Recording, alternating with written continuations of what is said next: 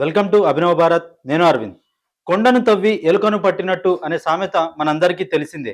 కానీ కొన్నిసార్లు కొండను చూపి గోరంత ఆశను కూడా చిదిమేసేలా ప్రభుత్వాలు తీరు ఉంటే అది కేవలం విడ్డూరం మాత్రమే కాదు, నిరుద్యోగ యువత ఆశలపై నీళ్లు చల్లడమే అవుతుంది. ఏదైనా ఒక పెద్ద లక్ష్యాన్ని నిర్దేశించుకున్నప్పుడు దానికి అనుగుణంగా ప్రణాళికలు ఉండాలి. కొన్ని గణాంకాలు చూస్తే చాలా చిత్రంగా కనిపిస్తాయి. నిర్దిష్ట గడువు కూడా ఉన్నప్పుడు ఇంకా చిత్రంగా ధ్వనిస్తాయి. ఫర్ ఎగ్జాంపుల్, ఓ ఏడాదిలోగా ₹1,00,000 అప్పు తీర్చవలసిన పరిస్థితి ఎదురైంది అనుకోండి. ఎవరైనా ఏం చేస్తారు? 12 నెలల్లో ఏ రకంగా ఆ లక్ష అప్పు తీర్చగలమో ప్రణాళిక రచించుకుంటారు. మిగులు వనరులు అంతగా లేకపోతే కనీసం ఓ 50 నుండి 80 వేలైనా తీర్చడానికి ప్లాన్ సిద్ధం చేసుకుంటారు. మిగిలిన దానికి ఇతర మార్గాలను అన్వేషించవచ్చునని అనుకుంటారు. కానీ ఒక ఏడాదిలో ₹1,00,000 అప్పు తీర్చవలసిన వ్యక్తి నెలకు ₹100 పక్కన పెడుతూ నేను అప్పు తీర్చేస్తున్నాను అని చెప్తే అది ఎంత హాస్యాస్పదంగా ఉంటుందో. ప్రస్తుతం ఆంధ్రప్రదేశ్ ప్రభుత్వ ఉద్యోగాల కల్పన తీరు కూడా అలాగే కనిపిస్తుందని విశ్లేషకులు భావిస్తున్నారు. రాబోయే 3 ఏళ్ల కోసం 10,000 పోస్టులతో జాబ్ క్యాలెండర్ను ప్రభుత్వం సిద్ధం చేస్తున్నదనే వార్తలు చూసి ప్రజలు నవ్వుకుంటున్నారు. తమ కూటమిని గెలిపిస్తే 5 ఏళ్లలో 20 లక్షల ఉద్యోగాలు కల్పిస్తామని చంద్రబాబు నాయుడు ఎన్నికలకు ముందు చాలా ఘనంగా ప్రకటించారు. ఆ ప్రకటన యువతరాన్ని ఆకర్షించింది కూడా. సర్కారు ఏర్పడింది. ఇప్పటిదాకా 2 ఏళ్లలో ఎన్ని లక్షల ఉద్యోగాలు ఇచ్చారో ఖచ్చితమైన లెక్కలు లేవు.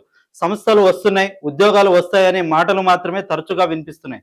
డిఎస్సి రూపంలో ఇచ్చిన 16,000 ఉద్యోగాలు తప్ప ఘనమైన గణాంకాలు ఏవీ నమోదు కాలేదు. కానీ ఇటీవల చంద్రబాబు నాయుడు మాట్లాడుతూ ఇప్పటికే 2 ఏళ్లలో 6 లక్షల ఉద్యోగాలు ఇచ్చేశామని, 20 లక్షల లక్ష్యాన్ని కూడా తప్పకుండా చేరుకుంటామని చెప్తున్నారు. చంద్రబాబు చెప్పిన గణాంకాలు నిజమే అని అనుకుందాం. ఇంకా 3 ఏళ్లలో 14 లక్షల ఉద్యోగాలు కల్పించడం వారి బాధ్యత.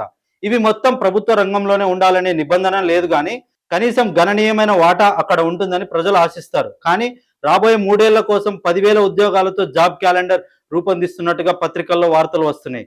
అదే నిజమైతే గనుక మిగిలిన 13.90 లక్షల ఉద్యోగాలను పూర్తిగా ప్రైవేట్ సెక్టార్లోనే ఏర్పాటు చేస్తారా అనేది ప్రజల అనుమానం. వందల కోట్ల పెట్టుబడులు, వేల ఎకరాల భూ సంతర్పణ జరుగుతూనే ఉన్నది, కానీ ఉద్యోగ గణాంకాల వరకు వచ్చేసరికి ఆశాజనకమైన అంకెలు కనిపించడం లేదు.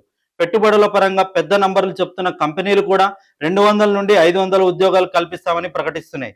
అవన్నీ ఎప్పుడు కార్యరూపంలో వస్తాయనేదే పెద్ద ప్రశ్న కాగా, ఇలా 500 నుండి 1000 వంతున ఉద్యోగాలు ఇచ్చే సంస్థలు ఎన్ని వందల వేలు ఏర్పాటైతే 14 లక్షల లక్ష్యాన్ని ప్రభుత్వం చేరుకోగలదు అనేది కూడా ప్రజల్లో చర్చానీయాంశంగా ఉంది. రాజకీయాల్లో సెంటిమెంట్తో ఓట్లు పడవచ్చు, కానీ గణాంకాలతో మాత్రమే మనుగడ సాధ్యమవుతుంది. 20 లక్షల లక్ష్యాన్ని చేరుకోవాలంటే కేవలం ఎంఓయూలు సరిపోవు, అవి గ్రౌండ్ లెవెల్లో నియామక పత్రాలుగా మారాలి. దీనిపై మీ అభిప్రాయాన్ని కమెంట్ రూపంలో తెలియజేయండి. Thank you.